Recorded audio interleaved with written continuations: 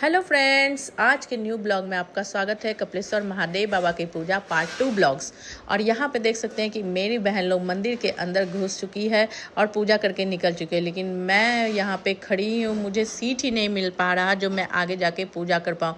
फिर किसी तरह मैं अंदर घुसी और बाबा को जल चढ़ाई। यकीन माने यहाँ पे आके पूजा करने में इतना सुकून लगता है कि मैं क्या ही आपको बताऊँ।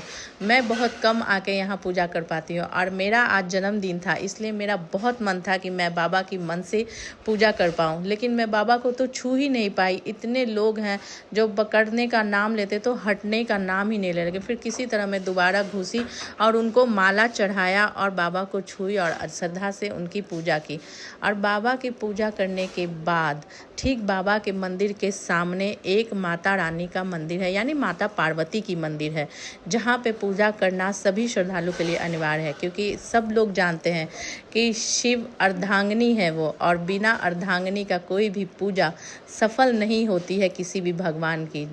इसीलिए माता पार्वती की पूजा और आशीर्वाद लेना बहुत ही आवश्यक हो जाता है। और मैं यहाँ पे बहुत श्रद्धा से आई माता रानी की पूजा करने, और मैंने बहुत श्रद्धा से माता रानी की पूजा की ताकि मेरा सुहाग और भाग्य हमेशा बना रहे।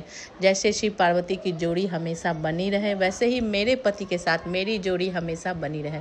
और यहाँ पे मूर्ति को इतनी सुंदर से सजाया गया है कि मैं क्या ही बताऊँ। बहुत सुंदर लग रही है वाइट कलर की मूर्ति, और उन्हें बहुत सुंदर से चुन्नी ओढ़ाया गया है जो मैं आपको दिखाने वाली हूँ। ये देखिए माता पार्वती को कितनी सुंदर से सजाया गया है और बहुत ही प्यारी लग रही है माता की मूर्ति इस तरह से।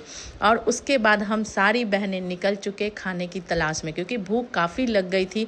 आगे जाके हमें एक प्यारा सा होटल दिखा जो कि बहुत अच्छा था, भीड़ भी यहाँ पे काफ़ी थी और हम लोग को इतनी हिम्मत नहीं थी कि आगे मैं जा पाती। तो चलो हम लोग अब यहीं पे बैठ जाते हैं। सारी बहनें तो हम लोग बैठ गए, लेकिन मेरी एक बहन को तो सीट ही नहीं मिली थी। वो आगे वाले देखिए वहाँ पे चौकी पे जाके बेचारी बैठ गई है। हम लोग सोचे चलो अभी तो यहाँ पे कुछ लोग बैठे हैं, जब ये लोग हट जाएंगे तो फिर हम लोग वहीं शिफ्ट हो जाएंगे और सारी बहनें एक साथ बैठ के खाएंगे। फिलहाल हम लोगों ने यहाँ बैठ के ऑर्डर किया। यहाँ पे ये लोग ऑर्डर की चूड़ा घुगनी, जो यहाँ का फेमस डिश है, लेकिन मुझे चूड़ा घुगनी पसंद नहीं है, इसीलिए मैं अपने लिए कुछ और ऑर्डर की। लेकिन यहाँ पे चूड़ा घुगनी और उसके साथ 2 पकौड़ी भी दिया, तो मैं अपनी बहनों के प्लेट में से पकौड़ी टेस्ट की, लेकिन पकौड़ी काफ़ी अच्छी थी। फिर मैंने अपने लिए मंगाया पूरी सब्जी एंड जलेबी। मेरे प्लेट में जलेबी देखकर मेरी बहनों के मुंह में बहुत पानी आने लगा, लार टपकने लगी। फिर मैं सोची चलो इन लोग के लिए भी ऑर्डर कर ही देती हूँ। फिर मैं इन लोग के लिए भी ऑर्डर की जलेबी, लेकिन पकौड़ी मुझे काफ़ी अच्छी लगी थी, इसलिए मैंने अपने लिए 1 प्लेट पकौड़ी भी ऑर्डर किया। और सारी बहनें हम लोग यहाँ पे ठूस ठूस के खाएँ, क्योंकि काफ़ी भूख लग चुकी थी। और समझिए नाश्ता कम, हम लोगों ने तो खाना ही भरपेट जैसे खा लिया, क्योंकि जब भूख लगती है ना और आप जब कुछ खाते हो तो इतना खा लेते हो ना कि जैसे लगता है कि पेट एकदम भर गया। और उसके बाद खाना खाने के बाद हम सारी बहनें सोचे कि चलो यहाँ के इस लोकल मार्केट में कुछ शॉपिंग कर ले। तो यहाँ पे ज़्यादातर फेमस है चूड़ी बिंदी, यानी चूड़ी इन द सेंस लहठी। यहाँ पे काफ़ी लहठी मिलती है और काफ़ी सस्ते दामों में। जो लहठी बाहर आपको 400, 500, 300 में मिलती है, वो लहठी यहाँ पे आपको 100, 150 रुपये में मिल जाती है। और यहाँ का मार्केट काफ़ी सस्ता है इन सब मामलों में। तो हम लोगों ने पहले सोचा चलो खा लेते हैं, उसके बाद हम लोग थोड़ी सी मार्केटिंग करने के लिए जाएंगे। और अब हम लोग चल दिए मार्केटिंग करने के लिए।